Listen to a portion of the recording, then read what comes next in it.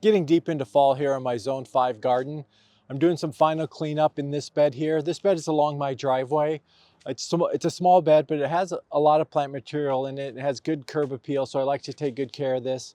But also now is a good time to assess the garden and decide if you want to make some changes or what worked or what didn't work in the garden this past year.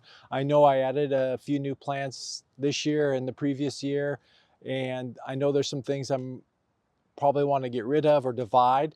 I know one thing I want to do next spring. I'm going to leave this grass up for the winter for winter interest, but I'm going to divide this grass. It's getting a little big, and I'm going to take maybe this half out so it allows these perennials here to grow and mature.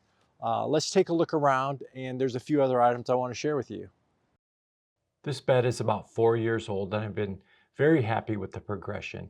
It has a predominantly purple and yellow color scheme, and it has a variety of flower shapes. Some of the perennials will need dividing as it's starting to get a little crowded. The first items to come up are small yellow daffodils and grape hyacinth. Later in the spring there's betony humalo, liatris, geraniums. Here's an example of what it looks like earlier in the spring.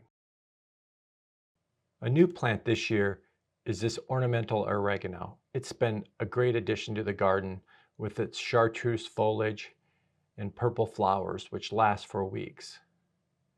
It pairs well with Verbena bonariensis, which I added a couple years ago.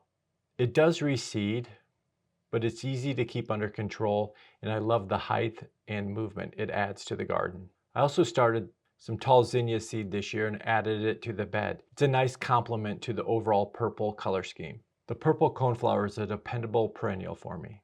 Lower at the front edge of the bed, I have Alium Serendipity. I love the globe-like flowers on the blue-green foliage. This is one that I'll want to divide next spring and place in other parts of the bed. Goldstrom Rudbeckia or Black-eyed Susan adds a nice pop of yellow to the bed. It is backed by Perovskia or Russian sage with its fine flower texture. I love how the varying shades of purple flow through the garden here.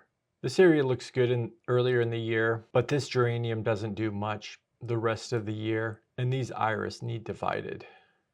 At the end of the bed is Asclepias or butterfly weed. The orange flowers adds another nice color complement. This bed does have a lot of fine texture. One thing I'd like to add next year is something with broader foliage, perhaps a yellow canna in a container. So that's a brief overview of this bed. There's some minor changes I'm going to make, and I can't wait to show it to you next spring.